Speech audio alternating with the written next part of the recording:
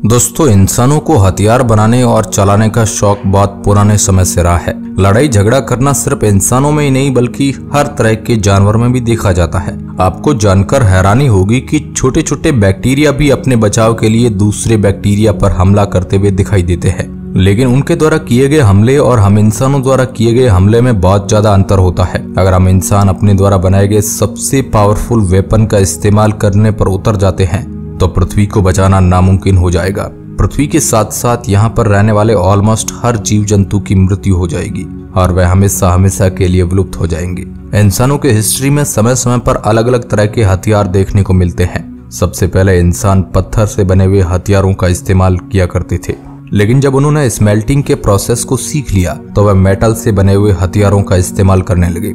आपकी जानकारी के लिए बता दूं कि स्मेल्टिंग एक ऐसा प्रोसेस होता है जिसमें गर्मी के जरिए पत्थर और मेटल को अलग अलग किया जाता है। इसमें निकलने वाले मेटल का इस्तेमाल हथियार बनाने में होता है। समय ऐसे ही देखता रहा और हम इंसान इतनी ज्यादा पावरफुल हो गए कि हमने न्यूक्लियर वेपन बनाना सीख लिया। यह इंसानों की आज तक की सबसे खतरनाक इन्वेंशंस में से एक माना जाता है इसको, क्योंकि अगर दुनिया में मौजूद सभी न्यूक्लियर वेपन्स का इस्तेमाल एक साथ किया जाए तो पृथ्वी का अंत होना बिल्कुल निश्चित है। इसका बहुत अच्छा उदाहरण 1945 में देखा गया था, जब अमेरिका ने जापान के ऊपर 2 न्यूक्लियर बम गिराए थे। आपको जानकर हैरानी होगी कि आज भी उस बम धमाके के परिणाम हमें जापान के बच्चों में देखने को मिलते हैं। वहां पर नए पैदा होने वाले बहुत सारे बच्चों में डिसेबिलिटीज होती है, जिसका सीधा सा कारण न्यूक्लियर वेपन से निकलने वाली रेडिएशन है, जो आज भी जापान देश में मौजूद है। लेकिन आज हम न्यूक्लियर हथियार नहीं बल्कि कुछ ऐसे हथियारों के बारे में बात करने वाले हैं जिनको बनाने के बाद न सिर्फ इंसान सबसे ज्यादा पावरफुल बन जाएंगे बल्कि खुद के लिए सबसे ज्यादा खतरनाक भी बन जाएंगे। आज का ये वीडियो हमारे मामूली वीडियो से बहुत अलग होने वाला है, इसलिए इसे एंड तक आप जरूर देखिएगा। Number 1, death star laser. जैसा कि इसके नाम से ही पता चलता है कि एक ऐसा हथियार होता है जो लेजर टेक्नोलॉजी पर काम करता है। 2012 में अमेरिकी सरकार ने एक पिटीशन फाइल की थी जिसमें उन्होंने ऐसे ही एक हथियार बनाने की अनुमति मांगी थी। उन्हें ऐसे खतरनाक हथियार को बनाने की अनुमति तो नहीं मिली, लेकिन अगर उन्हें परमिशन मिल भी जाती तब भी वह इस हथियार को नहीं बना पाते। ऐसा इसलिए है क्योंकि एक अंदाजे के मुताबिक इस हथियार को बनाने में करीब 850 क्वाड्रिलियन डॉलर की लागत लगेगी, जो दुनिया में मौजूद हर देश की जीडीपी को मिलाने के बाद भी 13,000 गुना ज्यादा की फंडिंग होगी। अब आपके दिमाग में ये सवाल आ रहा होगा कि आखिर इस हथियार में ऐसा क्या खास है जो इसे इतना ज्यादा महंगा बना देता है। दरअसल ये हथियार इतना ज्यादा पावरफुल होता है कि आप इसकी मदद से एक पूरे के पूरे ग्रह को एक झटके में उड़ा सकते हैं। ये बहुत ही पावरफुल लेजर का इस्तेमाल करके ऐसा करने में सक्षम हो पाता है। अब ऐसे किसी हथियार को बनाना फिलहाल तो हम इंसानों के लिए पॉसिबल नहीं है, लेकिन इजराइल के पास इसी का एक छोटा वर्जन जरूर मौजूद है। उस हथियार का नाम है आयरन डोमे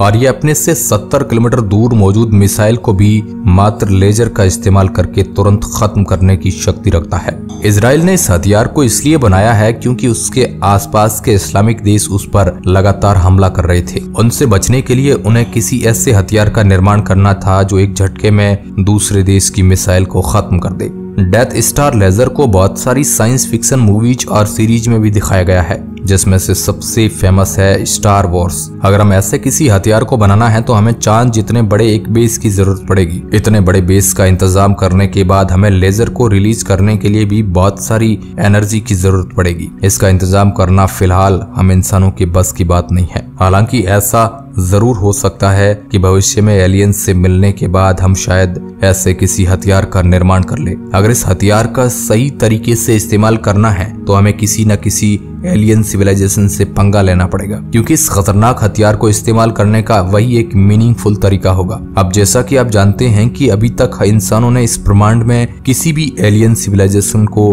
डिस्कवर नहीं किया है, इसलिए हथियार का कॉन्सेप्ट भी अभी हमारे लिए बेकार ही है। Anti matter bomb. आपने मैटर शब्द का नाम तो बहुत जगह सुना होगा, लेकिन क्या आपको पता है कि हमारे ब्रह्मांड में एंटी मैटर नाम की भी एक चीज होती है। जैसा कि इसके नाम से ही पता चलता है कि ये मैटर का बिल्कुल विपरीत रूप रूप होता है। वैज्ञानिक बताते हैं कि हमारे ब्रह्मांड में हर पार्टिकल का एक एंटी पार्टिकल होता है जिसकी सभी प्रॉपर्टी उसके पार्टिकल रूप से बिल्कुल सेम होती है। इन दोनों में बस एक चीज का अंतर होता है और वो है चार्ज का। फॉर एग्जाम्पल, जिस तरह से हमारे ब्रह्मांड में इलेक्ट्रॉन नाम का पार्टिकल मौजूद है, वैसे ही वैज्ञानिक इसके एंटी मैटर पार्टिकल को भी ढूंढ चुके हैं जिन्हें एंटी इलेक्ट्रॉन या फिर पॉजिट्रॉन नाम से बुलाया जाता है। इलेक्ट्रॉन का चार्ज नेगेटिव होता है लेकिन इसके एंटी मैटर पार्टिकल का चार्ज पॉजिटिव होता है। जब एक मैटर का पार्टिकल और एक एंटी मैटर का पार्टिकल आपस में टकराते हैं तो सब कुछ खत्म हो जाता है और प्योर एनर्जी रिलीज होती है। वैज्ञानिक बताते हैं कि एंटी मैटर की शुरुआत बिल्कुल मैटर की तरह ही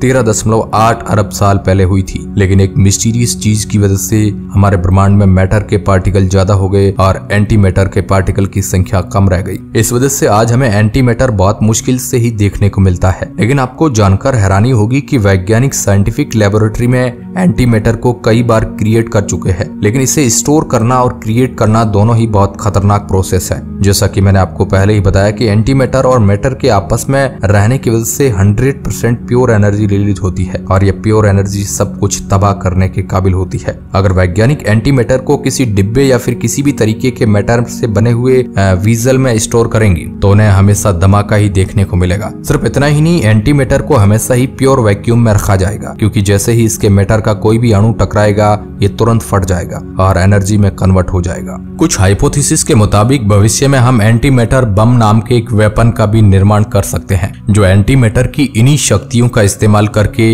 एक हथियार का काम करेगा। ये एक ही झटके में पूरे देश और पूरे के पूरे ग्रह को तबाह करने के काबिल होगा, लेकिन बिल्कुल डेथ लेजर की तरह इसे भी बनाने में बहुत ज्यादा पैसे खर्च होंगे। आपको जानकर हैरानी होगी कि मात्र 1 ग्राम एंटी मैटर की कीमत 63 ट्रिलियन डॉलर होती है, जो भारत की पूरी जीडीपी से 20 गुना ज्यादा है। सिर्फ इतना ही नहीं, एक बड़े ग्रह को डिस्ट्रॉय करने के लिए हमें एक बहुत बड़े एंटी मैटर बम को बनाना पड़ेगा। इसके लिए बहुत भारी मात्रा में एंटी मैटर की जरूरत पड़ेगी, जिसे बनाना अभी हम इंसानों के बस में नहीं है। हम इंसान पिछले 70 सालों से एंटी मैटर बना रहे हैं, लेकिन आज तक हम 1 ग्राम एंटी मैटर भी नहीं बना पाए हैं। कुछ वैज्ञानिक बताते हैं कि हमारे ब्रह्मांड में एंटी मैटर से बने हुए तारे मौजूद हो सकते हैं। अगर इन तारों में मौजूद एंटी मैटर को यूज करके हम हथियार बनाना सीख जाए तो शायद हम इस तरीके से एंटी मैटर बम का निर्माण कर पाएंगे। लेकिन इस प्रोसेस में भी बहुत सारी दिक्कतें हैं। पहली दिक्कत तो यही है कि वैज्ञानिक अभी भी इस बात को लेकर निश्चित नहीं है कि हमारे ब्रह्मांड में ऐसे तारे मौजूद है या नहीं। यह अभी भी सिर्फ एक थ्योरी है जिस पर विश्वास करना बेवकूफी की बात होगी। अब अगर मान भी लेते हैं कि ऐसे तारे हमारे ब्रह्मांड में मौजूद भी है, तो उन तारों तक जाना और फिर उनके केंद्र से एंटी मैटर को निकालना एक बहुत ही मुश्किल टास्क होगा। हम इंसान कभी मंगल ग्रह पर जाने के लिए भी इतना ज्यादा स्ट्रगल कर रहे हैं, ऐसे में करोड़ों प्रकाश वर्ष दूर मौजूद किसी एंड मैटर तारे तक जाने में हमें लाखों साल लग जाएंगे। मात्र 1 ग्राम एंटी मैटर में 300 किलो न्यूक्लियर बम बराबर एनर्जी होती है, जो वैसे तो बहुत ही ज्यादा है, लेकिन अगर पूरी पृथ्वी को डिस्ट्रॉय करने की बात की जाए तो ये कुछ भी नहीं है। आज से करीब 6.6 करोड़ साल पहले एक बहुत ही बड़ा एस्ट्रॉइड हमारी पृथ्वी से आकर टकराया था, जिसने यहाँ पर मौजूद 75% जीव जंतुओं को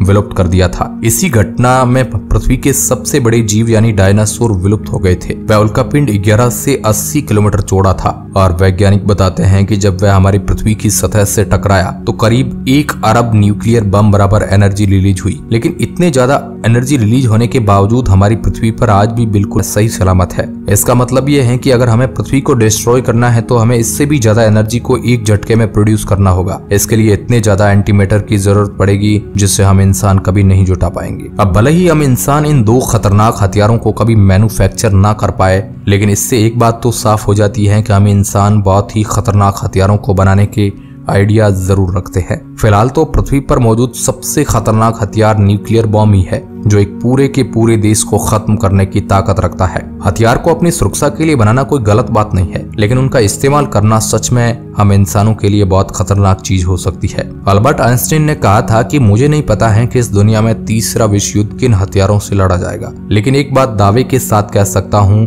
कि चौथा विश्व युद्ध लकड़ी और पत्थरों से बने हुए हथियारों से लड़ा जाएगा। इसके जरिए वह कहना चाहते थे कि तीसरे विश्व युद्ध में जो भी हथियार इस्तेमाल किए जाएंगे वह इंसानों के लिए बहुत ही खतरनाक होंगे और हमारी सारी टेक्नोलॉजिकल कैपेबिलिटीज को खत्म कर देंगे। हम इंसान टेक्नोलॉजी में इतने पीछे चले जाएंगे कि वापस से हमें लकड़ी और पत्थरों से शुरुआत करनी पड़ेगी। वैसे आपको क्या लगता है, भविष्य में कभी विश्व युद्ध होगा या नहीं? कमेंट बॉक्स में जरूर बताएं। आज के इस वीडियो में बस इतना ही। धन्यवाद।